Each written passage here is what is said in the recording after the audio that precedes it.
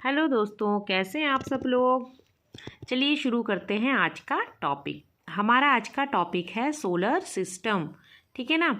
अब देखिए, सबसे पहले हम सोलर सिस्टम की बात करेंगे तो हम सबसे पहले ये जान लेते हैं कि सोलर सिस्टम में जो ग्रहों का सीक्वेंस है वो क्या होता है। तो सबसे पहले हमारा होता है सूर्य, फिर बुध, शुक्र, पृथ्वी, मंगल, बृहस्पति, शनि, अरुण और वरुण। तो ये इंग्लिश में सन, मरकरी, वीनस, अर्थ, मार्स, जुपिटर, सैटर्न और क्या है यूरेनस एंड नेपच्यून। अब देखिए, इनको याद करने की एक छोटी सी ट्रिक है, इसे आप अच्छे से देख लीजिएगा। ये देखिए, सबसे पहले आप लिखेंगे एस और एम। एस मीन्स हो गया सन, एम एम मीन्स हो गया मरकरी। फिर आपने ईवीएम मशीन सुना होगा ना, ईवीएम, ई बीच में, वी इधर और एम। ठीक है, ईवीएम मशीन। उसके बाद लास्ट में आपका आएगा SUN, सन आएगा लास्ट में, और बीच में आपका जुपिटर। ईवीएम मशीन के और सन के बीच में कौन बैठा है? जुपिटर बैठा है। तो इसे आप ढंग से आप इसे एक दो बारी देखेंगे तो आपको इजीली ये याद हो जाएगा। SM, फिर आपने लिखना है E, फिर V और M, फिर आपने लिखना है J फॉर जुपिटर, फिर लास्ट में आपने लिखना है SUN, सन। आप इसे बार बार पढ़ेंगे तो आपको जरूर याद होगा, जरूर याद होगा। ठीक है, चलिए हम पढ़ते हैं सबसे पहले आपके सूर्य के बारे में। ठीक है, सूर्य के बारे में पढ़ने से पहले आपको ज़रा थोड़ा सा इम्पॉर्टेंट जो पॉइंट है वो बता दूं कि जो सौर प्रणाली है, सौर प्रणाली की खोज किसने करी थी? सौर प्रणाली की खोज करी थी कॉपरनिकस ने। ठीक है, और ग्रहों की गति के नियम किसने दिए थे? ग्रहों की गति के नियम दिए थे केपलर ने। इन्हें याद रखिएगा, बाय हार्ट आपको लर्न करने ही पड़ेंगे, क्योंकि देखिए टॉपिक में से केवल एक ही क्वेश्चन पूछा जाता है, एक या मुश्किल से दो क्वेश्चन आते हैं और कुछ भी दे सकते हैं, तो इसलिए हमको सब कुछ पढ़ना है। ठीक है, चलिए करते हैं। सबसे पहले जो सोलर सिस्टम का सबसे पहला ग्रह है वो कौन सा है? आपका सूर्य है। ग्रह भी नहीं है, सूर्य को हम तारा बोलते हैं। तो जो पृथ्वी के सबसे निकट का तारा है वो कौन सा है? सूर्य है। ठीक है ना। और ये कैसा है? गैसीय गोला है। ये हाइड्रोजन और हीलियम से मिलकर बना हुआ है। अब देखिए, यहाँ से एक क्वेश्चन हमेशा पूछा जाता है कि सूर्य की ऊर्जा का मुख्य स्रोत क्या है? सूर्य की ऊर्जा का मुख्य स्रोत है नाभिकीय संलयन। इसे आप याद कर लीजिएगा, ये बहुत बहुत बारी पूछा गया है क्वेश्चन। ठीक है, तो सूर्य के अंदर क्या होता है? नाभिकीय संलयन की क्रिया कहाँ होती है? उसके केंद्र पे होती है, जो कि सूर्य की ऊर्जा का मुख्य स्रोत है। और सूर्य के प्रकाश को पृथ्वी तक पहुंचने में 8 मिनट 16.6 सेकंड का समय लगता है। सूर्य में हमें काले काले धब्बे जो हैं वो किस चीज़ को इसमें दिखाते हैं? सूर्य में जो काले धब्बे हैं वो स्थान होते हैं जो कि प्रकाश उत्सर्जित करने में क्या होते हैं? असमर्थ। काले धब्बे हैं, ये वो जगह होती हैं जो कि क्या करती हैं? प्रकाश उत्सर्जित नहीं कर पाती हैं। अब देखिए, सेकंड आपका है बुध। बुध को हम क्या कहते हैं? मरकरी। सौर मंडल का ये सबसे छोटा ग्रह है। सौर मंडल का सबसे छोटा ग्रह कौन सा है? बुध है। यहाँ का जो दिन होता है इतना बहुत ज़्यादा गर्म होता है, जो रात होती है वो बर्फीली होती है। सूर्य की परिक्रमा करने में सबसे कम टाइम यही वाला ग्रह लेता है। क्यों? क्योंकि उसके बहुत ज़्यादा नज़दीक है। और कितना टाइम लेता है?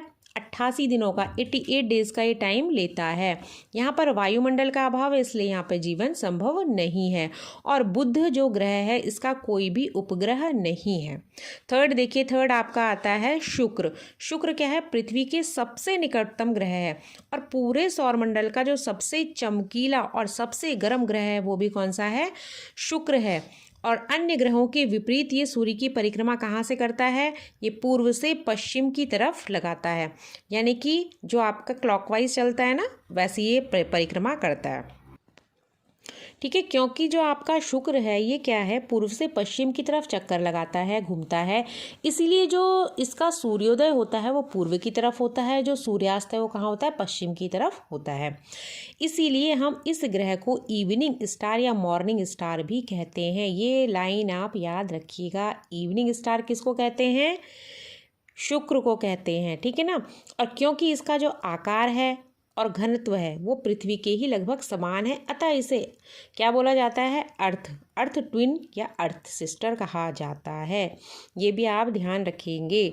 वायुमंडल में यहाँ पे क्या है, 95% कार्बन डाइऑक्साइड पाई जाती है और 3.5% आपकी नाइट्रोजन गैस पाई जाती है। और ये भी ऐसा ग्रह है जिसका कोई उपग्रह नहीं है। चलिए अब बात करते हैं पृथ्वी की। पृथ्वी सौरमंडल का एकमात्र ऐसा उपग्रह है जिस पर जीवन है, ये तो आप सभी लोग जानते होंगे। ठीक है, जो पृथ्वी है वो अपने अक्ष पे कितनी झुकी हुई है, 23.5 डिग्री वो झुकी हुई है। ठीक है ना, और अपने अक्ष पर ही ये पश्चिम से पूर्व की ओर क्या करती है, एंटी क्लॉकवाइज चलती है, ध्यान रखिएगा।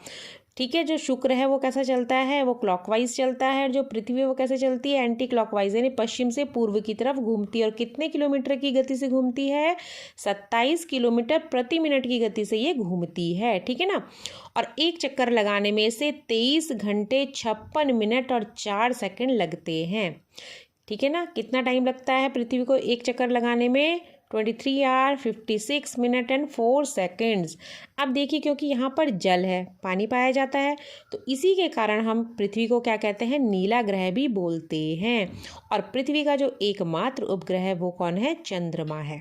ठीक है ना, चलिए अब बात करते हैं मंगल की। मंगल यानी मार्स, इसको हम रेड प्लैनेट बोलते हैं। इसको हम लाल ग्रह क्यों बोलते हैं, आयरन यहाँ पर क्या है, आयरन ऑक्साइड की बहुत अधिकता है, जिसके कारण इसको हम क्या कहते हैं, लाल ग्रह या रेड प्लैनेट बोलते हैं। ठीक है ना, अब देखो कि पृथ्वी की तरह ये भी क्या करता है, अपनी अक्ष पर 25 डिग्री के कोण पर झुका हुआ है। पृथ्वी कितने पे झुकी हुई है, 23.5 डिग्री। ठीक है, 23.5, और ये कितना है, 25 डिग्री। इसलिए यहाँ क्या होता है, ऋतु परिवर्तन होता है। मंगल पर क्या है, वायुमंडल का एक पतला सा आवरण है जिसमें नाइट्रोजन और ऑर्गन गैस पाई जाती हैं। मंगल के 2 उपग्रह हैं, फोबोस और डिमोस। और जो डिमोस है ना, इसमें ये क्या है, सौरमंडल का सबसे छोटा उपग्रह है। ठीक है ना, सौरमंडल का सबसे छोटा उपग्रह कौन सा है, डिमोस है। और वो किसका उपग्रह है, वो मंगल का उपग्रह है। और सौरमंडल का सबसे बड़ा जो ज्वालामुखी है, ओलिपस मैसी, वो भी कहाँ पाया जाता है, मंगल में ही पाया जाता है। जो सौरमंडल का सबसे ऊंचा पर्वत है, निक्स ओलंपिया, और ये कितना ऊंचा है, माउंट एवरेस्ट से भी 3 गुना अधिक ऊंचा है। वो भी कहाँ पाया जाता है, मंगल पर ही पाया जाता है।